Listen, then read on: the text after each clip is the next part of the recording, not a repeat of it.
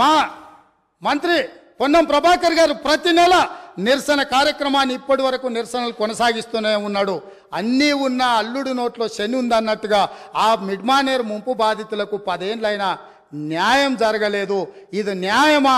ఇదేనా ఈ రైతులను ఆదుకునేదని నేను అడుగుతున్నా అధ్యక్ష. అదేవిధంగా ఆర్ఎండ్ఆర్ ప్యాకేజీలో ఇల్లు కోల్పోయిన వాళ్లకు, పేదవాళ్లకు ఇండ్ల పట్టాలు ఇస్తారు అధ్యక్ష. ఆ ఇండ్ల పట్టాలు రాజ్యసభ సభ్యులు జోగినపల్లి సంతోష్ కుమార్ 250 గజాలు ఇండ్ల పట్ట వారి పేదోడి కింద పట్ట తీసుకున్నాడు అధ్యక్ష. వారి సోదరిమణి నేను పేరు ప్రస్తావించదలుచుకోలేదు.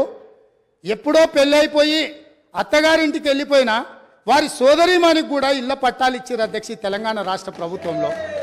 ఆర్ఎండ్ఆర్ ప్యాకేజ్ పేదలకు, అత్యంత నిరుపేదలకు ఇవ్వాల్సిన ఈ ప్యాకేజీలో ముఖ్యమంత్రి గారి కుటుంబమే నిబంధనలను ఉల్లంఘించి ఆర్ఎండ్ఆర్ ప్యాకేజీలో ఇండ్ల పట్టాలు కూడా తీసుకున్నారంటే ఇంకా కూడా అక్కడ నిలబడి మమ్మల్ని దోషులుగా నిలబెట్టడానికో ఉమ్మడి రాష్ట్రంలో సమైక్య పాలనలో జరిగిన తప్పిదాల గురించి ప్రస్తావించి మమ్మల్ని నిలదీయాలన్న ఆలోచన ఇది ఏ మేరకు సమంజసము అధ్యక్ష? మీరు ఒక్కసారి ఆలోచన చేయండి.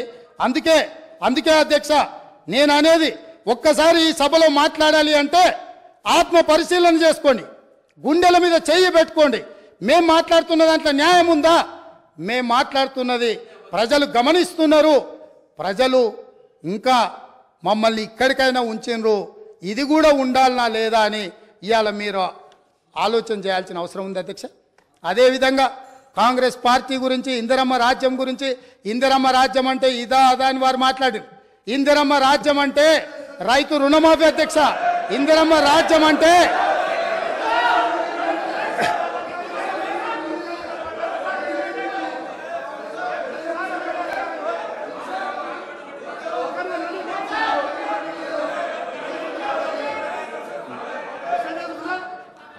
అవకాశం వచ్చినప్పుడు మాట్లాడదు అధ్యక్ష. లీడర్ ఆఫ్ ది హౌస్ మాట్లాడేటప్పుడు అధ్యక్ష, లీడర్ ఆఫ్ ది హౌస్ మాట్లాడేటప్పుడు డిస్టర్బ్ చేయకండి. మీకు అవకాశం వచ్చినప్పుడు మీరు మాట్లాడండి. కొత్తగా వచ్చినావు, కొత్త సభ్యునివి, కొత్త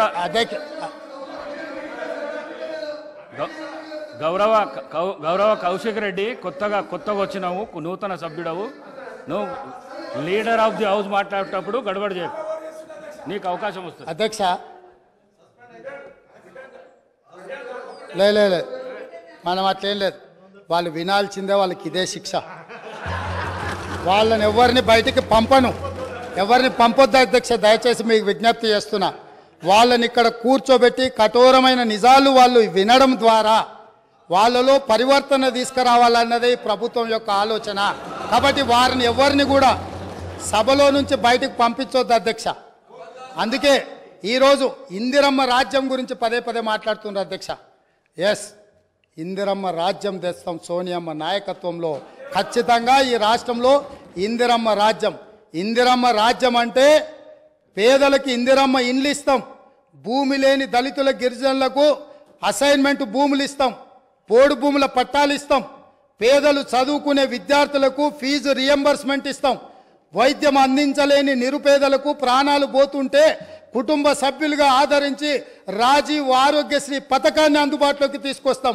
ఇందిరమ్మ రాజ్యం అంటే మైనారిటీలకు సచార్ కమిటీ నివేదిక ప్రకారం దళితులతో సమానంగా వాళ్ళు ఇబ్బందులను ఎదుర్కొంటున్నారంటే మైనారిటీలకు 4% రిజర్వేషన్ ఇస్తాం అధ్యక్ష.